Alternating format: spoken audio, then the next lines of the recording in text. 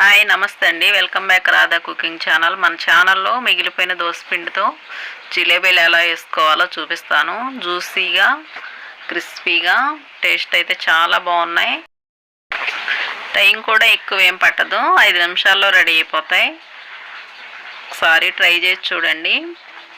Channel ఎవరైనా subscribe చేసుకోకపోతే subscribe చేసుకోండి. వీడియో నచ్చితే లైక్ చేయండి. ఎలా చేయాలో చూద్దాం. గిన్నె ఒకటి తీసుకొని ఇందులో 1 కప్పు దోసపిండి వేసుకుంటున్నా.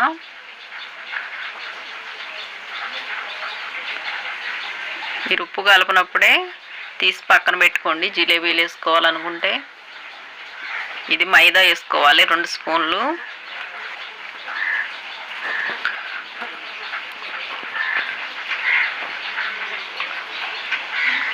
ఇందులో 1 చిటికెడు వంట సోడా, 1 చిటికెడు ఆరెంజ్ కలర్ ఫుడ్ కలర్ వేసుకోవాలి. కలుపుకోవాలి బాగా కలిసేటట్టు. ఈ విధంగా బ్యాటర్ రెడీ చేసుకొని పక్కన పెట్టుకోవాలి. ఇప్పుడు పాకం పట్టుకోవటం పంచదార తీసుకోవాలి. 1/2 కప్పు పిండికి 1/2 కప్పు పంచదార సరిపోద్ది. పొయ్యి ఆన్ చేసి కళాయి పెట్టి అందులో ఈ పంచదార వేసుకోవాలి. 1/2 కప్పు వాటర్ వేసుకోవాలి.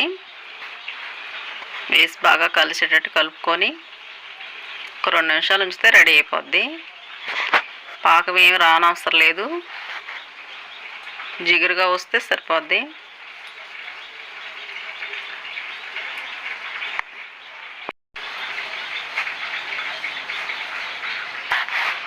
విధంగా జిగురుగా వచ్చిన తర్వాత ఇందులో 1 చిటికెడు ఆరెంజ్ ఫుడ్ కలర్ వేసుకోవాలి.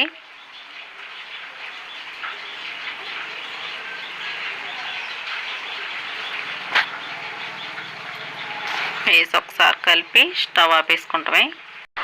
పక్కన పెట్టుకొని ఒక కవర్ ఒకటి తీసుకోవాలి జిలేబీలు వేసుకుంటాకి. కవర్ గ్లాసులో పెట్టి కోన్ లాగా ఇందులో పిండి వేసుకోవాలి.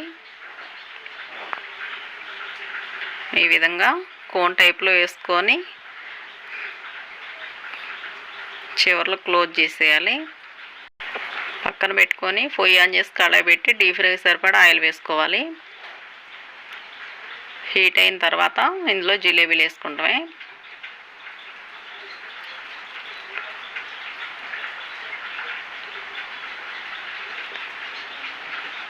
ఇవి ఒక సైడు ఫ్రై అయిన తర్వాత వేరే సైడ్ తిప్పుకోవాలి. అన్నీ ఈ విధంగా వేసేయటమే. ఈ కలర్ వస్తే తీసేసుకోవాలి. తీసుకొని పాకంలో వేసుకోవాలి. వేసుకొని 2 నిమిషాలు ఉంచితే పాకం పీల్చుకుంటాయి. పీల్చుకున్నాక తీసి ప్లేట్లో పెట్టేసుకోవాలి.